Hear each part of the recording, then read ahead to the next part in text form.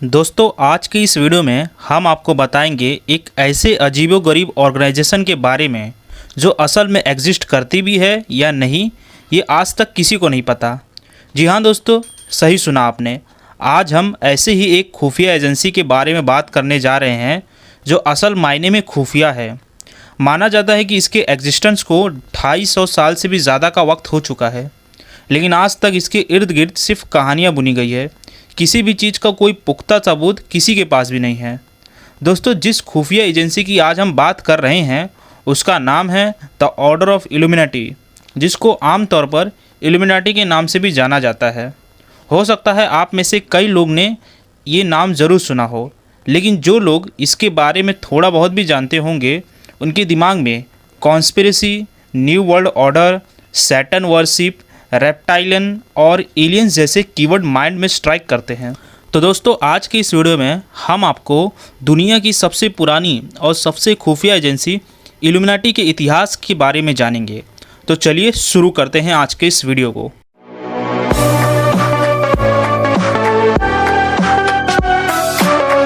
Hello friends, मैं सौरव शुक्ला आपके अपने YouTube channel ultra GK study में स्वागत करता हूं। दोस्तों, आपको जानकर ये हैरानी होगी कि इस दुनिया में एक ऐसी खुफिया एजेंसी एग्जिस्ट करती है जो किसी एक देश को नहीं बल्कि पूरे वर्ल्ड को कंट्रोल करती है। जी हाँ दोस्तों, कहा जाता है कि दुनिया के बड़े बड़े ताकतवर लोग, अमीर लोग और उनकी संस्थाएं इस एजेंसी के थ्रू पूरे विश्व को कंट्रोल करती है। माना जाता है कि ये एजेंसी इतनी ताकतवर है कि ये पूरे दुनिया को एक कठपुतली की तरह अपने इशारे पर चलाती है। आप यकीन नहीं मानेंगे कि Queen Elizabeth, Isaac Newton, David Rockefeller, Bill Gates, George W Bush, Henry Kissinger, Mark Zuckerberg, Beyonce Oprah, Katy Perry, Taylor Swift और रिहाना, ना जाने कितने पावरफुल बिजनेसमैन, पॉलिटिशियन और सेलिब्रिटीज़ का नाम इस संस्था से जोड़ा जाता है। इतना ही नहीं, IMF और वर्ल्ड बैंक जैसे फाइनेंशियल इंस्टीट्यूट का नाम भी इससे जोड़ा गया है। ऐसा माना जाता है कि इस दुनिया की banks, news, politics, entertainment industry और यहाँ तक कि हमारे टीवी पर आने वाले एडवर्टाइजमेंट और कॉमर्शियल भी यही संगठन बेहद सीक्रेट तरीके से कंट्रोल करता है। साथ ही ये भी कहा जाता है कि जो भी आदमी इस संगठन से जुड़ा हो वो अगर बाहरी दुनिया में बता दे तो उसको अपनी जान से हाथ धोना पड़ता है। इससे भी ज़्यादा चौंकाने वाली बात तो ये है कि अगर इस दुनिया में जब भी कोई अजीबोगरीब चीज़ होती है जिसका कोई सबूत किसी को नहीं मिल पाता, हर उस रहस्यमय चीज़ को भी इस संस्था के माथे मढ़ दिया जाता है। एग्जाम्पल के तौर पर कोरोना वायरस को लेकर दुनिया भर में चाइना को जिम्मेदार ठहराया गया। उसके ओरिजिन को लेकर तरह तरह की थ्योरी सामने आई। कुछ का कहना था कि ये वायरस बैट से ह्यूमन में आया है, जबकि दूसरों का कहना था कि उसको लैब में प्रिपेयर किया गया है। खैर, जब कोरोना वायरस के ओरिजिन पर जब कोई पुख्ता सबूत नहीं मिला, उस समय इसका इल्ज़ाम भी इस खुफिया संगठन पर लगाया गया। दोस्तों, इसके पीछे भी एक इंटरेस्टिंग कारण है। असल में जब चाइना के वुहान शहर में जब कोरोना वायरस का पहला केस मिला, उसके 4 दिन बाद पॉपी नाम के एक अमेरिकन सिंगर ने एक सॉन्ग रिलीज़ किया जिसका नाम था डोंट गो आउटसाइड। इस गाने के लफ्ज़ साफ शब्दों में लोगों को घर में रहने के लिए कह रहे थे। पॉपी कह रही है कि सब गिर रहा है, सब ख़त्म हो रहा है और ये समय घर पे बाहर जाने का नहीं बल्कि घर के अंदर रहने का है। अब इस समय कॉन्स्पिरेसी थ्योरीज ये सवाल उठाते हैं कि कोरोना वायरस का पहला केस मिलने के 4 दिन बाद में ही पॉपी ने यह अनुमान कैसे लगा लिया कि ये बीमारी इतना भयानक रूप लेकर दुनिया के सामने आएगी। इसी शक के चलते लोगों ने पॉपी को इल्यूमिनाटी से लिंक कर दिया और तो और इस पैंडमिक का इल्ज़ाम भी इल्यूमिनाटी के सर पर मढ़ दिया। इसके अलावा आप जानते हैं कि 22 नवंबर 1963 के दिन यूनाइटेड स्टेट के प्रेसिडेंट जॉन एफ कैनेडी को असैसिनेट यानी कि हत्या कर दिया गया। ये असैसिनेशन US हिस्ट्री के सबसे बड़े अनसुलझे रहस्यों में से एक है। इस असैसिनेशन को लेकर समय समय पर कई खुलासे हुए, लेकिन कोई भी इसका असली सच पता नहीं कर पाया। असल में जब प्रेसिडेंट कैनेडी की हत्या हुई उस समय एक अनजान लेडी सड़क के किनारे पर देखी गई थी। उसके हाथों में एक कैमरे की तरह दिखाई देने वाली एक अजीब चीज़ थी और जैसे ही प्रेसिडेंट को गोली लगी तब तो लेडी अचानक से वहाँ से गायब हो गई। इस लेडी को लोगों ने द बाबुस्का लेडी का नाम दिया। ये लेडी कौन थी, कहाँ से आई थी, उनका क्या मकसद था, ये आज तक किसी को भी नहीं मालूम हो पाया। लेकिन बाद में कई इन्वेस्टिगेशन रिपोर्ट में ये सामने आया कि उनकी हाथ में कैमरा जैसे दिखाई देने वाला इंस्ट्रूमेंट असल में एक पिस्तौल थी और उसी पिस्तौल से प्रेसिडेंट कैनेडी की हत्या की गई थी। उस लेडी की पर्सनैलिटी में भी कुछ ऐसे सबूत पाए गए जिससे कई लोग ये मानने लगे कि ये लेडी का संबंध भी इल्यूमिनाटी से ही है। उसी तरह दुनिया के सबसे मशहूर सिंगर माइकल जैक्सन के मर्डर में भी इल्यूमिनाटी का हाथ बताया जा रहा है। इवन कुछ लोग तो माइकल जैक्सन को भी इल्यूमिनाटी का सदस्य बताते हैं। इतना ही नहीं दोस्तों, 18th सेंचुरी में फ्रांस रिवॉल्यूशन, 20th सेंचुरी में वर्ल्ड वॉर 1 और वर्ल्ड वॉर 2 और 21st सेंचुरी के सबसे दर्दनाक हादसे यानी 9/11 के टेरर अटैक के साथ साथ दुनिया भर के ना जाने कितने बगावतें, जंग और लोगों को असैसिनेशन के पीछे भी इल्यूमिनाटी का ही हाथ बताया जाता है। ये संगठन जितना रहस्यमय है उतना ही बदनाम भी। जी हाँ दोस्तों, इसके खुफिया कामों के चलते कई लोग तो इसको एलियंस या फिर डेविल वर्शिप ऑर्गेनाइजेशन का नाम का खिताब भी दे चुके हैं। कई लोग तो ये भी कहते हैं कि ये लोग अपनी शैतानी मकसद से पूरी ह्यूमैनिटी पर कंट्रोल पाना चाहते हैं। CIA यानी कि सेंट्रल इंटेलिजेंस एजेंसी के आर्चीव में 1991 में पब्लिश्ड एक बुक मिलेगी। उस बुक का नाम था the blood lines of illuminati और इस बुक के पहले ही पेजेस पर साफ शब्दों में लिखा हुआ है कि जितने भी लोग इल्यूमिनाटी से जुड़े हुए हैं वो सब सैटन्स इलाइट है। दोस्तों, एक संगठन इसी तरह से कई अटपटे जालों में बिना हुआ है। जहां एक तरफ कुछ लोग कहते हैं कि ये एग्जिस्ट नहीं करता, वहीं दूसरी तरफ यूरोप के कई देशों का दावा है कि ये संगठन आज भी हमारे बीच मौजूद है। तो दोस्तों, अभी तक ये सब सुन के आपके दिमाग में कई तरह के सवाल आते होंगे, जैसे कि आखिर क्या है इस इल्यूमिनाटी का सच, इस संगठन को कौन कौन लोग चलाते हैं, इसके जन्म के पीछे का मकसद क्या था और क्या ये सच में आज भी एग्जिस्ट करता है, और अगर करता भी है तो क्या सच में ये हमारे दुनिया को काबू करना चाहता है। इनका न्यू वर्ल्ड ऑर्डर का सपना क्या है। आज हम इल्यूमिनाटी से जुड़े हिस्ट्री से लेकर मिस्ट्री तक के सभी जवाबों से पर्दा उठाने की कोशिश करेंगे।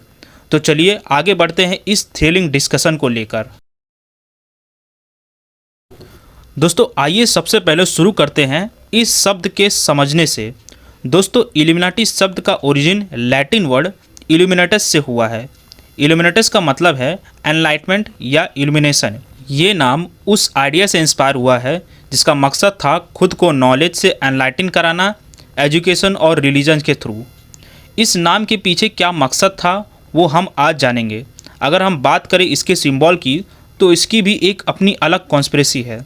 वाइडली पॉपुलर बिलीफ के मुताबिक इल्यूमिनाटी का सिंबल है एक ट्रायंगल में बनी हुई एक आँख। इसको द आई ऑफ प्रोविडेंस या फिर ऑल नोइंग आई के नाम से भी बुलाया जाता है, लेकिन असल में ये आई सिंबल फ्री मेजनरी सोसाइटी से मिलता जुलता है, जिसका मकसद ये दर्शाना था कि भगवान की आंखें हमेशा आपको देख रही हैं, इसलिए आपको इंसानियत को अपनाना चाहिए। फ्री मेजनरी भी एक ऐसी ही एक खुफिया संगठन थी जिसकी शुरुआत इल्यूमिनाटी से भी पहले हुई थी। यहाँ तक कि इल्यूमिनाटी के गठन की एक वजह फ्री मेजनरी सोसाइटी थी।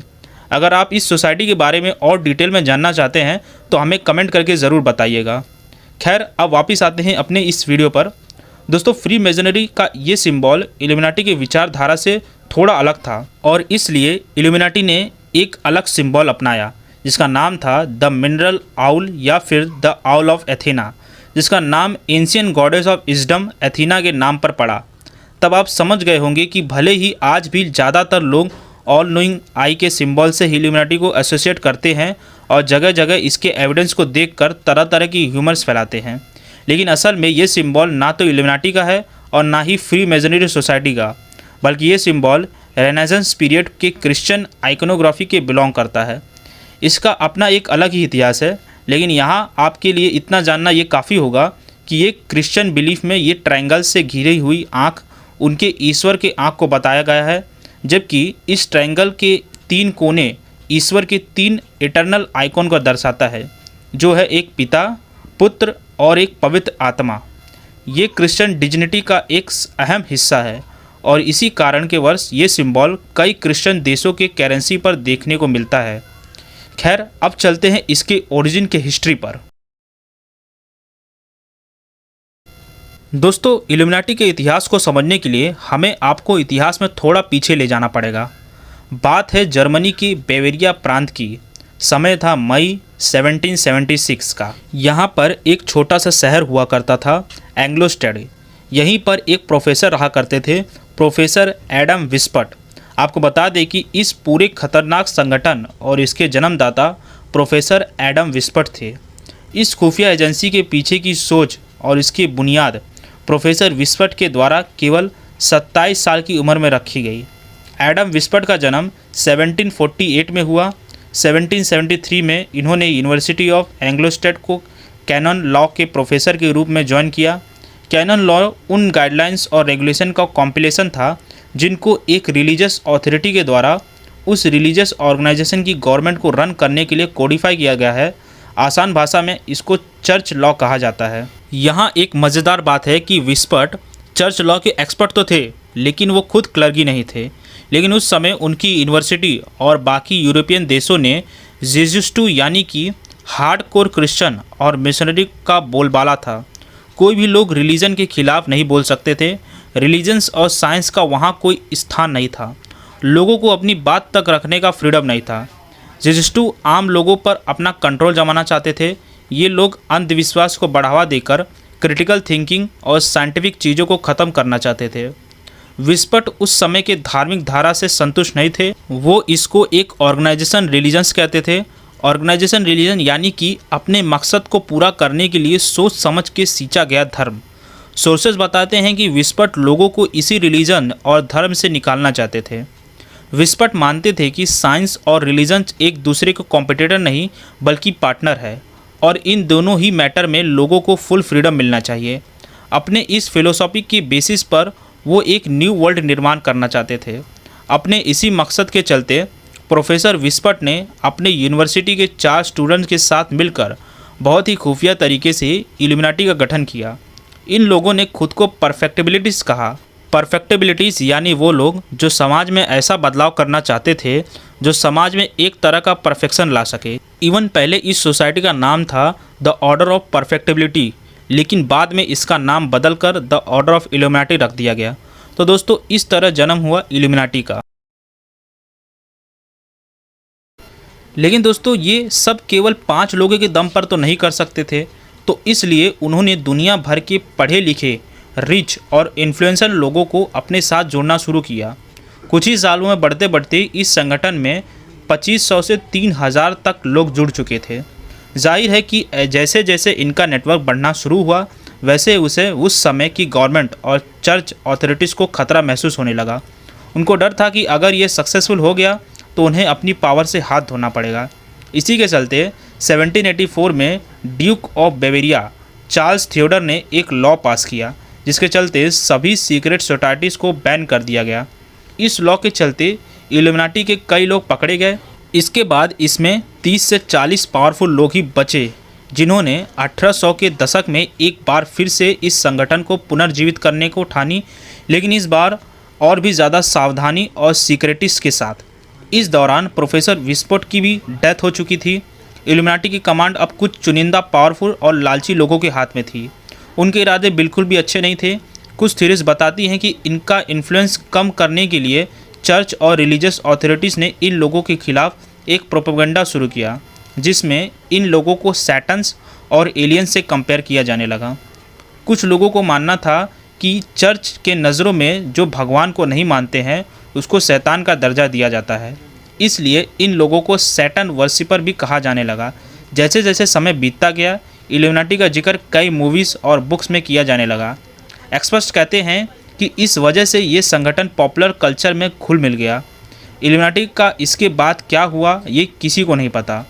कई घटनाओं को देखते हुए आज भी लगता है कि इल्यूमिनाटी जीवित है और आज भी हम लोगों के बीच में खुफिया तरीके से काम कर रहा है। लेकिन कई थ्योरीज ये भी बताते हैं कि आज ऐसा कुछ भी नहीं है और ये सब रीमर्स केवल हमारे लीडर्स और कुछ कल्प्रिट्स के गलतियों का एक एस्केप टूल बन चुका है। अब ये सब चीज़ें कितनी सच है और कितनी झूठ इसका पुख्ता सबूत किसी के पास भी नहीं है। लेकिन जो भी हो ये बात तो साफ़ है कि इल्यूमिनाटी का जन्म एक नेक मकसद के साथ हुआ था, लेकिन वो शायद कभी पूरा नहीं हो पाया। तो दोस्तों ये था कहानी इल्यूमिनाटी की। इस पूरी केस स्टडी के ऊपर आपका क्या ओपिनियन है हमें कमेंट सेक्शन में ज़रूर बताएं। और अगर आपको हमारी ये वीडियो अच्छी लगी हो तो इस वीडियो को लाइक करें, ज़्यादा से ज़्यादा शेयर करें और ऐसे ही नॉलेजेबल वीडियोस के लिए हमारे चैनल अल्ट्रा जीके स्टडी को सब्सक्राइब करें। मिलते हैं ऐसे ही नॉलेजेबल वीडियोस के साथ। तब तक के लिए वीडियो के अंत तक बने रहने के लिए आप सभी का दिल से धन्यवाद।